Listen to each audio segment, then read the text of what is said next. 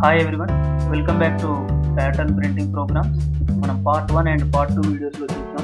మీరు స్క్రీన్ మీద చూస్తున్నారు. ఫస్ట్ ప్యాటర్న్ ఏదైతే ఉందో triangle pattern with star space, అది మనం చూసాం పార్ట్ 1లో. అలాగే కంపైలేషన్ కూడా చూసాము ఆన్లైన్లో. ఆ కంపైలేషన్ ప్రాసెస్లోనే if you change the printed parameter, అంటే స్టార్ స్పేస్ని డిఫరెంట్గా ట్రై చేస్తే ఏ విధంగా ఉంటుంది, ఐతో రిప్లేస్ చేస్తే ఎలా ఉంటుంది, జేతో రిప్లేస్ చేస్తే ఎలా ఉంటుంది. సో అలాగే ఇంకా డిఫరెంట్ లాజిక్ కూడా చూసాం. సో ఒకసారి మీరు పార్ట్ 1 పార్ట్ 2 వీడియో చూసి పార్ట్ 3 చూడండి, ఎందుకంటే ఇది కంటిన్యూషన్లో ఉంటుంది ఫ్లో అనేది. సో అంత రిలేటెడ్ టు లాజిక్ కాబట్టి ఫ్లోలో వస్తే లాజిక్ మీరు క్యాచ్ చేయగలుగుతారు. సో ఈరోజు ఈ పార్ట్ 3లో ఏం చూస్తామంటే, మీరు సెంటర్లో కనిపిస్తుంది చూసారా, సెకండ్ ప్యాటర్న్. సో ఈ ప్యాటర్న్ మనం చూద్దాం. సో ప్యాటర్న్ ఇది మనం ప్రింట్ చేయాల్సిన ప్యాటర్న్.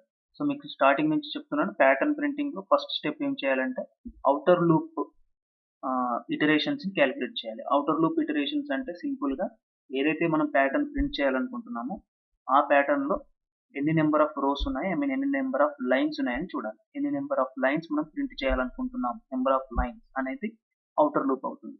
సో ఇక్కడ పెద్ద చేంజ్ ఏం లేదు. ఫస్ట్ ప్యాటర్న్కైనా ఈ ప్యాటర్న్కైనా నెక్స్ట్ ప్యాటర్న్కైనా మనం ప్రింట్ చేయాల్సినవి 5 నెంబర్ ఆఫ్ లైన్స్ ఆర్ 5. ఒకవేళ యూజర్ ఇన్పుట్ ఉంటే అప్పుడు అది నెంబర్ ఆఫ్ లైన్స్ అనేది n అవుతుంది. సో అప్పుడు అవుటర్ లూప్ అనే వేరియబుల్ మనం i తీసుకుంటే i less than or equal to 5. That means i అనేది మనకు ప్రోగ్రెస్ అవ్వాలి, i1 to 5. అలా మనకి 5 ఇటరేషన్స్ వస్తాయి. i ఈక్వల్ టు 1 ఉన్నప్పుడు మనకు iteration related to line number 1 అన్నట్టు. ఆ లైన్ నెంబర్ 1లో ఉన్నప్పుడు ఏం చేయాలి అనేది మళ్ళీ మనం ఇంటర్నల్ లూప్స్ చూస్తాం. సిమిలర్గా i ప్రోగ్రెస్ అవుతుంది, 2కి వెళ్తుంది, అక్కడ కొంత పని జరుగుతుంది, అంటే సెకండ్ లైన్ ప్రింట్ అవుతుంది. నెక్స్ట్ i3 ఉన్నప్పుడు థర్డ్ లైన్ ప్రింట్ అవుతుంది, i4 ఉన్నప్పుడు ఫోర్త్ లైన్ ప్రింట్ అవుతుంది, i5 ఉన్నప్పుడు ఫిఫ్త్ లైన్ ప్రింట్ అవుతుంది. i5 అయిపోయిన తర్వాత లూప్ క్లోజ్ అయిపోతుంది. i5 అయిపోయిన తర్వాత లూప్ క్లోజ్ అవ్వాలంటే condition i less than or equal to 5 అని ఉండాలి. ఒకవేళ యూజర్ ఇన్పుట్ కనుక ఇస్తే అది n అయి ఉంటే కనుక, వేరియబుల్ n అయి ఉంటే కనుక i less than or equal to n అని కూడా రాయొచ్చు. ఓకేనా. ఈచ్ లైన్లో ఏం జరగాలనేది మనము ఇప్పుడు ఎక్స్ట్రా లూప్స్ చూడాలి. ఇక్కడ బాగా గమనించండి మీరు. ఫస్ట్ లైన్లో మీరు స్టార్ని వెరీ ఫస్ట్ బిగినింగ్ ఆఫ్ కన్సోల్లో ప్రింట్ చేయట్లేదు. వెరీ ఫస్ట్ క్యారెక్టర్ అనేది స్టార్ కాదు. ఆ స్టార్ ఎక్కడ ప్రింట్ అయింది, సర్టెన్ స్పేసెస్ తర్వాత, కొంత ఏరియా వదిలేసిన తర్వాత ప్రింట్ అయింది. సో ఇక్కడ మీనింగ్ ఏంటంటే, నిజానికి స్పేస్ అక్కడ స్పేస్ ఉంది అంటే మీనింగ్ ఏంటంటే, మీరు స్పేస్ని జనరేట్ చేయాలన్నా కూడా మీరు స్పేస్ అనే క్యారెక్టర్ని ప్రింట్ చేయాలి. సో ఎన్ని స్పేసెస్ అనేది క్వశ్చన్ మార్క్. ఎన్ని స్పేసెస్ అయి ఉండాలి ఒకసారి చూడండి సింపుల్గా. మీరు ఆ పర్టికులర్ ఫస్ట్ లైన్లో ఉన్న స్టార్ అలైన్మెంట్ చూడండి, కింద ఫిఫ్త్ లైన్లో ఉన్న స్టార్స్కి. సో అప్పుడు మీకు అర్థమయ్యేది ఏంటంటే టోటల్గా ఎన్ని స్పేసెస్ కావాలి అనేది తెలుస్తుంది. టోటల్గా మీకు 8 స్పేసెస్ అనేది కావాలి, ఎందుకంటే 4 స్టార్స్ ఉన్నాయి అండ్ ఇన్ బిట్వీన్ మళ్ళీ 4 స్పేసెస్ ఉన్నాయి కాబట్టి 8 స్పేసెస్ వదిలి 9th ప్లేస్లో ఈ స్టార్ని ప్లేస్ చేస్తే మనకి ఈ పర్టికులర్ ప్యాటర్న్ వస్తుంది. సో స్పేస్ అనేది మనం క్యారెక్టర్ చెప్పుకోవడానికి నేను డెమాన్స్ట్రేషన్ పర్పస్ అండర్ స్కోర్ తీసుకుంటున్నాను, సింబల్ లాస్ట్ టైం తీసుకున్నట్టు. సో ఎన్ని స్పేసెస్ ప్రింట్ చేశారు, 8 స్పేసెస్ ప్రింట్ చేశారు. దాని తర్వాత మనం స్టార్ స్పేస్ ప్రింట్ చేసాం.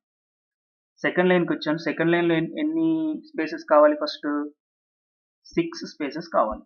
ఎందుకు 6 స్పేసెస్ కావాలి, ఎందుకంటే ఆ ఏరియాలో మనకు 3 స్టార్స్ ప్లేస్ చేయొచ్చు. అండ్ 3 స్టార్స్ అంటే ఈచ్ స్టార్కి ఒక స్పేస్ అటాచ్గా ఉంటుంది కాబట్టి టోటల్ 6 స్పేసెస్. మీకు అర్థమవుతుంది చూడండి. ఇప్పుడు ఈ ప్రింట్ అంతా వేసిన తర్వాత ఇప్పుడు అర్థమైందా. నేనేం చేశానంటే సింపుల్గా మనం ఏదైతే ప్రింట్ చేయాలనుకుంటున్నామో ఆ పర్టికులర్ ప్యాటర్న్లో స్పేసెస్ కూడా ఉన్నాయి. ఆ స్పేసెస్ని నేను అండర్ స్కోర్తో రీప్లేస్ చేశాను. అలా రీప్లేస్ చేస్తే నాకు వచ్చిన స్పేసెస్ ఎన్ని ఉన్నాయి అనేది లెక్క చూసుకుంటే కనుక అది మనకి స్పేస్ లూప్ అవుతుంది. చూడండి, స్పేస్ లూప్ ఇలా ఉంది. ఫస్ట్ లైన్లో నాకు ఎన్ని స్పేసెస్ కావాలి, ఎలోన్ స్పేసెస్. స్టార్ స్పేస్ అనేది ఒక కాంబినేషన్, అది సపరేట్, అది పక్కకు పెట్టండి. సో ఫస్ట్ లైన్లో మీకు ఎన్ని స్పేసెస్ ప్రింట్ అవ్వాలి, 8 స్పేసెస్. సెకండ్ లైన్లో 6, థర్డ్ లైన్లో 4, సెకండ్ లైన్లో 2, లాస్ట్ లైన్లో 0. ఓకే. స్టార్ స్పేస్ కాంబినేషన్ అనేది డిఫరెంట్, ఈ స్పేసెస్ ఎలోన్ అనేది డిఫరెంట్. సో ఈచ్ లైన్లో మీకు ఫస్ట్ స్టార్ స్పేస్ ప్రింట్ అవుతుందా, స్పేసెస్ ప్రింట్ అవుతుందా, స్పేసెస్ అనేది ప్రింట్ అవుతుంది. సో ఫస్ట్ ఇంటర్నల్ లూప్ ఏమై ఉండాలంటే స్పేసెస్ లూప్. ఇప్పుడు క్వశ్చన్ మార్క్ ఏంటంటే ఆ ఈక్వేషన్ రావడం ఎట్లా, s less than or equal to question mark. ఇది మనం పార్ట్ 1 అండ్ పార్ట్ 2 లో చూసాము. ఆ క్వశ్చన్ మార్క్ అంటే s less than or equal to what అనేది తెలియాలంటే we need to relate this particular sequence 86420 with 1 2 3 4 5, I mean with I, and along with you can use 5 also. So if you look at this sequence, simply you will be getting 8 is nothing but 10 minus 2, 6 is nothing but 10 minus 4, 4 is nothing but 10 minus 6, 2 is nothing but 10 minus 8, 0 is nothing but 10 minus 10. So you need to subtract from 10, and ఆ value ఏ విధంగా ఉందంటే 2 into I లాగా ఉంది. So the equation is 10 minus 2i. So ఇక్కడ మీకు ఫాస్ట్గా చెప్పేశాను, ఎందుకంటే ఇది మనం పార్ట్ 1 అండ్ పార్ట్ 2లో చూసాం. ఒకవేళ చూసి ఉండకపోతే మీరు అవి చూసి రండి. ఓకే, మీకోసం నేను ఇక్కడ కూడా ఒకసారి ఎక్స్ప్లెయిన్ చేస్తాను. So logic for space loop ఎలా వచ్చిందో చూడండి. ఇందాక చెప్పినట్టు s less than or equal to question mark. దానికోసం ఏం చేయాలి, we need to relate this particular space loop values 86420. ఆ వాల్యూస్ ని మనము రిలేట్ చేయాలి. We need to get 8 from 1 and 5. ఆ 1 and 5 ని ఏ విధంగా మ్యానిపులేట్ చేసుకోవచ్చు. ఇక్కడ ఒకటి మీకు అర్థమవుతుంది, 86420 అంటే అవి కొంచెం డిక్రిమెంట్ లో ఉన్నాయి కాబట్టి అప్పుడు లాజిక్ కొంత మనకి డివిజన్ లేదా సబ్ట్రాక్షన్ లోకి వెళ్తుంది జనరల్ గా ఐడియా. సో ఇలాంటి లాజికల్ రిలేషన్ రావాలి అని అంటే మీరు లాజికల్ థింకింగ్ కొంచెం ఇంప్రూవ్ చేసుకోవాలి. మీకు ఆప్టిట్యూడ్ లో ఉంటాయి, ఒక సీక్వెన్స్ ఇచ్చి what is the next number అని, లేదా రెండు సీక్వెన్స్ ఇచ్చి what is the relation between these two అని అలా అడుగుతూ ఉంటారు. సో అలాంటి మీకు కొంచెం ప్రాబ్లం చేస్తూ ఉంటే ఇలాంటి లాజిక్ తొందరగా వచ్చేస్తుంది. అండ్ ఇదంతా నేను పార్ట్ 1 పార్ట్ 2లో కూడా చెప్పాను. ఎవరికైనా స్టిల్ కొంచెం కన్ఫ్యూజింగ్ గా ఉంటే పార్ట్ 1 పార్ట్ 2లోకి వెళ్ళి మళ్ళీ ఇక్కడికి రండి.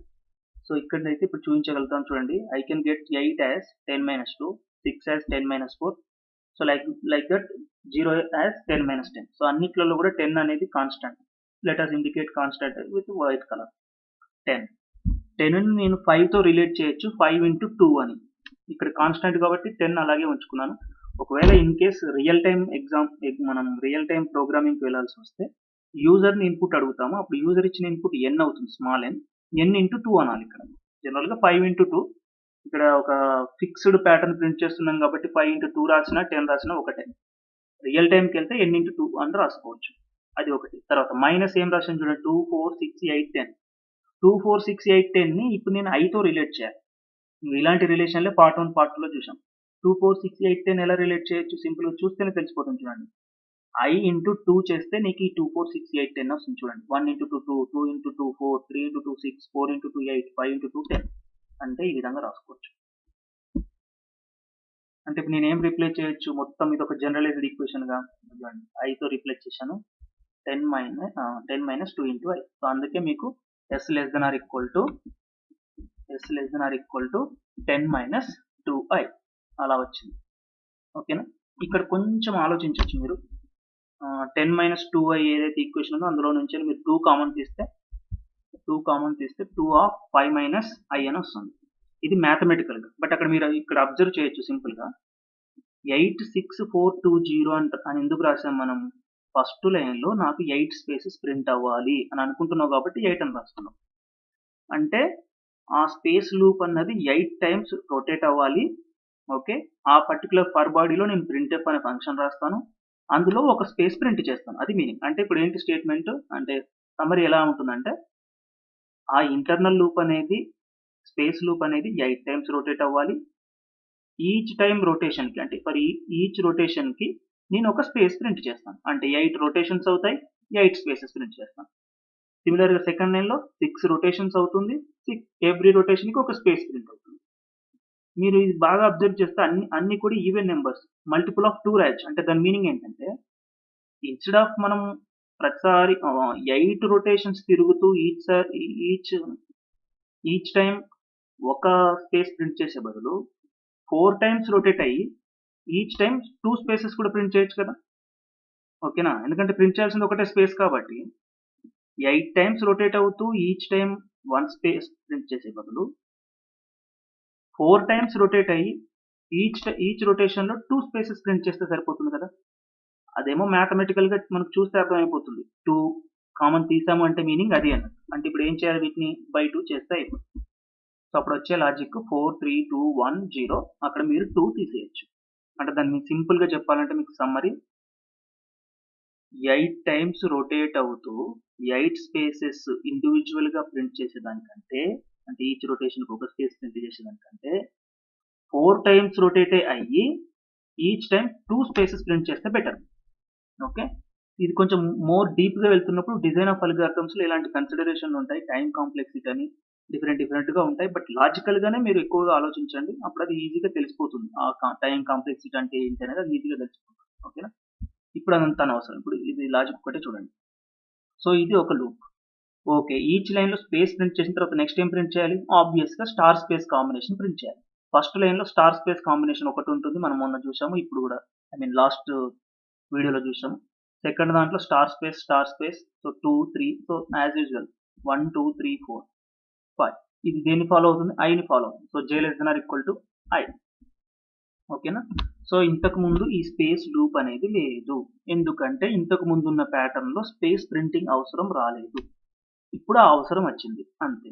ఇక్కడ 2 ఇంటర్నల్ లూప్స్ ఉన్నాయి, అందులో స్పేస్ లూప్ ఫస్ట్ వస్తుంది, ఎందుకంటే ఈచ్ లైన్ లో మనం ఫస్ట్ స్పేసెస్ ఎన్ని కావాలో అవి ప్రింట్ చేసి తర్వాత స్టార్ స్పేస్ కి వెళ్తున్నాం కాబట్టి ఫస్ట్ స్పేస్ లూప్ వస్తుంది, తర్వాత స్టార్ స్పేస్ లూప్ వస్తుంది. ఓకేనా, స్పేస్ లూప్ కి నేను వేరియబుల్ s తీసుకున్నాను. ఓకేనా, సో నౌ ప్రోగ్రామ్ చేద్దాం. సో ఇది ఫైనల్ గా రాసుకోవాలి, మీరు ఎప్పుడైనా ఇలా రాసుకోవాలి. ఇచ్చిన ప్యాటర్న్ కి అవుటర్ లూప్ ఏంటి, ఏ విధంగా ఫాలో అవుతుంది, అండ్ ఇంటర్నల్ లూప్స్ ఎన్ని అవసరం ఉన్నాయి, వాటి ఈక్వేషన్స్ ఏంటి, అండ్ వాటి వాల్యూస్ ఏ విధంగా ప్రోగ్రెస్ అవుతుంది. ఇవి రాసుకుంటే మీకు ఈజీగా కోడ్ అనేది ఈజీ అయిపోతుంది. ఇన్ఫాక్ట్ కోడ్ రాయడానికి ఆ లాజిక్ తెలిస్తే చాలు, ఆ కండిషన్ తెలిస్తే చాలు. సో ఫస్ట్ మనకి outer loop for i = 1, i ≤ 5, i++ for body. First లోపలికి వెళ్ళిన తర్వాత ఫస్ట్ ఏది ప్రింట్ అవ్వాలి? స్పేసెస్, అందుకే స్పేసెస్ లూప్ తీసుకోవాలి. s = 1, s <= 5 - i, s++.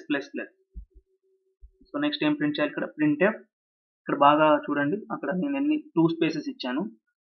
ఓకేనా, సో మనకు స్పేస్ అనేది తెలియడానికి ఇక్కడ అండర్ స్కోర్ యూజ్ చేశాను అంతే. సో అక్కడ 2 స్పేసెస్ ఇచ్చాను.